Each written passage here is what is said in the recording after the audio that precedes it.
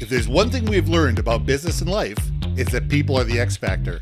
They constantly surprise us, both in amazing ways and not so much. We're Ben and Syya, and welcome to the Gnaw on This Business Bites podcast. This show is all about real life things we all deal with every day, how they relate to business, and how to make some sense out of our daily chaos. Welcome to the show.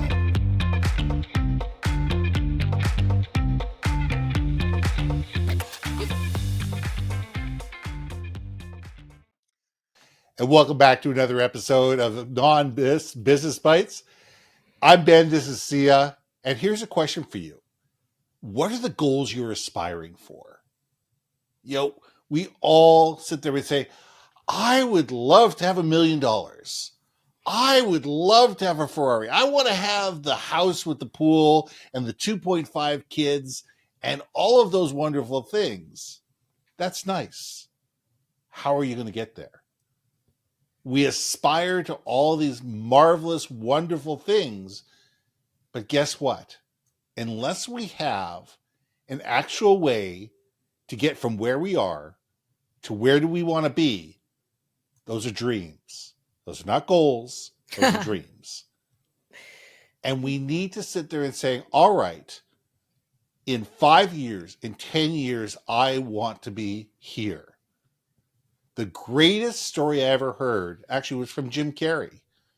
Jim Carrey wrote himself a check for $10 million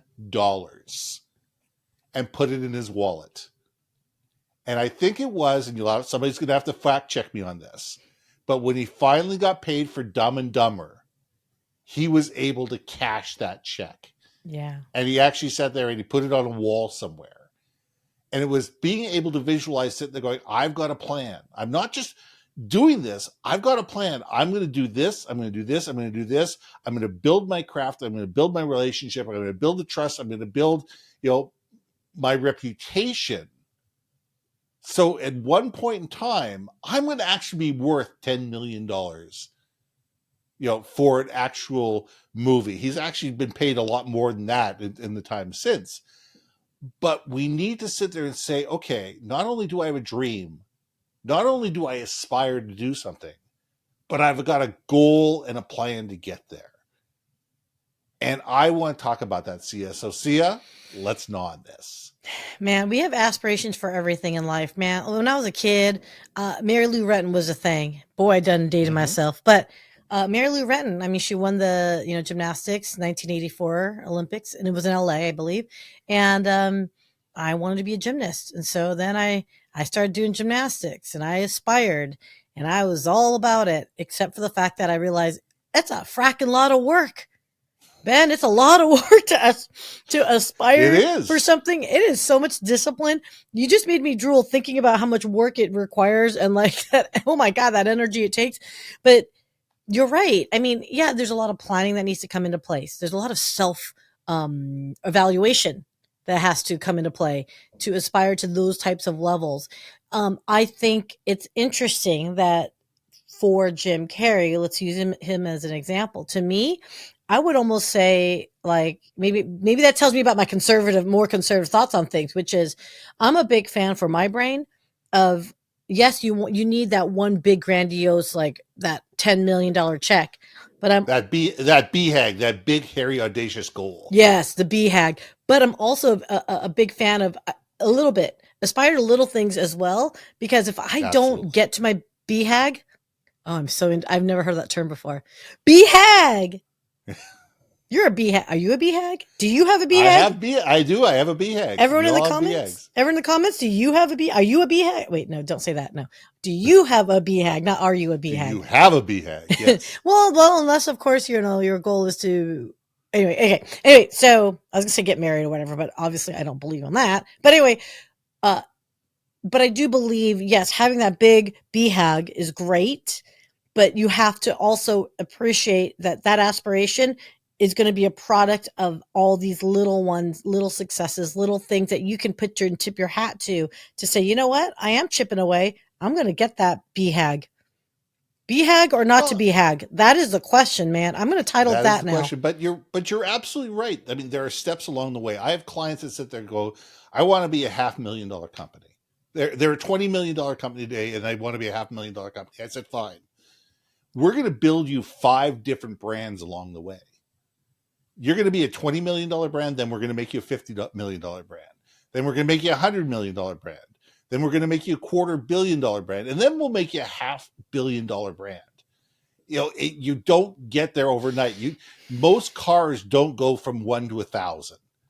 There is steps along the way that you have to take. You have to sit there and say, "Hey, listen, I was able to do this. I was able to build the processes, the people, the processes, and the procedures in order to get me from A to B. Yeah. Great, I got there. Okay, now what's next? Okay, we got there. Okay, now what's next?" We don't go from 0 to 100 in one step. We have to have those small goals along the way, not only to prove to ourselves that we can do it, but to prove to others, and also to have those points of celebration. Yeah. Because those points of celebration along the way give us the impetus to strive just a little bit further the next time. You just reminded me of something. In my corporate life, my boyfriend and I were extraordinarily focused on living within our means, and our BHAG was just pay off the house. We wanted to be Mm-hmm. completely debt free. We wanted an existence where we're pretty basic people in general, except for the fact that I really love food. But outside of that, we're pretty mellow people in general. And once we achieved it, I just realized you just made me think my BHAG wasn't as BHAGgy as I thought it was. And now, is that not a sobering thing? Because once we achieved it, we're like, okay, now we're debt free. Like, what do we do with ourselves? And I'm not going to lie to you. Maybe the question is also, once you do hit your BHAG, how do you overcome it? Because I think there's a mourning process that has to go through. Because I went through a bit of I don't want to say depression, but I was like lost. Like Mm-hmm. I didn't know what else my BHAG would be. So you're reminding me of maybe I didn't BHAG enough, and sometimes paying off your house is not a small feat, people. So, you know, I don't know, man. Like, You know what? have you hit a BHAG? It's creating goals that scare you. It's creating a goal that scares you. I mean, I remember getting into the house. I remember when we bought this house, and we bought this house 22 years ago. Walking around the house all night long, going, "How am I ever going to pay this off? Mm, How am I ever going to be able to afford this mortgage on a monthly basis? How am I ever going to do it?" And we did. Within, what was it, something like 15 or 17 years, we had paid off the house. that's awesome. Hey, And what it enabled us to do was to sit there and say, "Okay, now that we've done this, what's next?" And it's reaching for that next set of goals. And there's nothing wrong with reaching that goal and sit there going, "That was cool. We deserve a holiday, we deserve a party, we deserve whatever, to be able to celebrate. Hey, listen, we did it. We achieved what we were trying to achieve. Okay, now what's next?" yeah. And nothing wrong with, what, there's some goals you may never reach. There's some goals that are so high out there that if you reach for the stars and you only touch the moon, that's not so bad. That's not so bad at all. But when we have those stretch goals, those things that you sit there going, "Don't know how I'm going to get there, but let's figure it out. What are the things I need to do? Who are the people I need to align myself with? What are the things I need to learn along the way? What are the minor steps that I need to do along that way in order to get there, in order to build the skills to be able to do what I want to do?" That's a big deal. Like when I wrote my first book, okay, you wrote a chapter a day. I wrote a chapter a day. That's And impressive, then a dude. chapter turned into 3 chapters. Chapter turned into 5 chapters. And I got to a point where I got on a roll. Yeah. And I ended up writing an entire book in less than 45 days, Yeah, that's insane. That's which awesome. was just nuts. It was absolutely nuts. But you get to a point where all of a sudden you've learned little hacks along the way, or little ideas along the way, that enable you to accelerate your goals and push you towards your path of success a lot faster. But we don't do that unless we take that first step. And that taking that first step is terrifying. It is, but I don't know. Just do it, people. I don't know. Because we've done it. That's why I'm kind of like, I don't know. Just do it. I don't see any downside of taking that step. And we run into so many people on LinkedIn who have like self doubt, and I can't. And it's so funny. You see these accomplished executives who, if you just were to judge them based on their titles and their resume on LinkedIn, you would think they had it all together. Then you have a private conversation with them, and the truth bombs come out, and you're just like, oh, truth nuggets, don't want to use a B word. Truth nuggets come out, and it's like, wow, like, how did you function in this level of success? That's theoretical, success that everyone views, and you still are a bit of a, what show, and it's crazy because of It's fear. And it's in your head. It's all in your head, peeps. It's all in your head. but it's all about adapting, resilience, and creativity. Mm-hmm. We're going to throw ourselves into a mess. Somewhere along the way, we're going to run into something on our way to our goal that we did not expect, that we did not assume was going to happen, that we're not prepared for. True. It's going to happen. The people that succeed are those who are creative, resilient, and adaptive. The people that can sit there and say, okay, that didn't work. Let's try going left. No, that didn't work. Let's go right. Okay, that didn't work. Oh, we can go over. Okay, overworked. All right, let's keep going. And that's where we need to be. We need to be those people that are sitting there going, this plan didn't work. Okay, that plan didn't work. That doesn't mean we're not going to reach our goal. It just means we need to go find another way of doing that. And that might mean taking 3 steps back. It might mean treading water for a bit. That's not failure. What's failure is when you give up, you throw up your hands, and you walk away. That's the only time you're going to fail. And only if you don't learn from that position. If you learn from that and you take those lessons learned and you go achieve the next goal, then you haven't truly failed. But if we take the time and we sit there going, you know what? Sometimes we need to go backwards in order to go forward. Sometimes we need to slow down to speed up. Thank you for saying that. I literally said that like 15 times in the last 3 weeks to certain individuals. I'm like, slow down to speed up. We're in 2024, folks.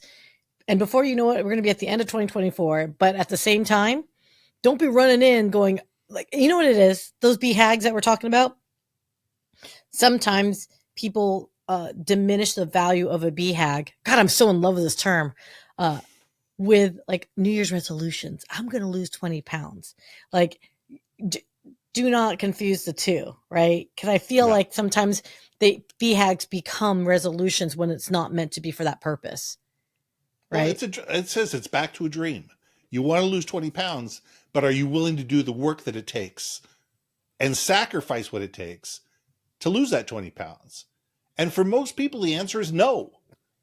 Most people, the answer is absolutely not. That, they buy their gym membership, they go 3 times, they get depressed, and they go back and they eat a whole thing of Twinkies. I have a bag of chocolate right in front of me on my desk. I am not going to be losing any type of weight anytime soon right now. But we have to realize that is unless we have to know ourselves. We have to know ourselves as what's really important to us and what are we willing to sacrifice in order to get to where we want to be. And if we're not willing to go through the hard times in order to get to the success, then we're never going to succeed, because there is no hack, there is no easy button, there is no Ozempic that's going to lose us 50 pounds without some cost to it.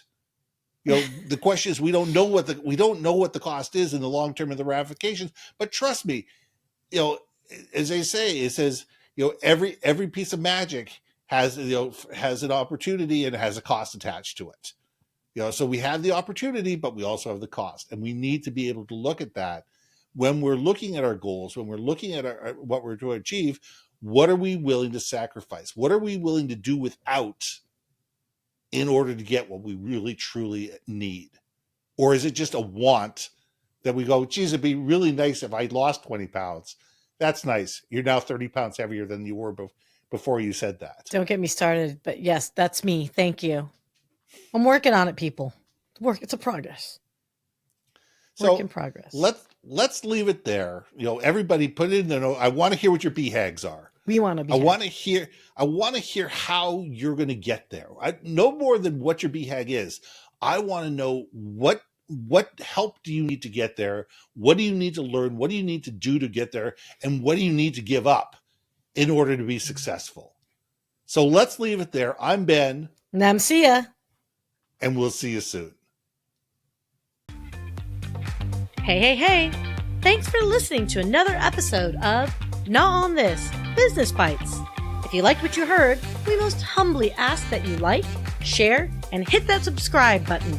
And if you want to communicate more effectively within your organization, contact Ben at yourbrandmarketing.com or me at brilliantbeammedia.com. We can help you build your community, brand awareness, and personality through digital content and podcasting. We cannot wait to hear from you. So see you next week for another episode of Not on This, Business Bites.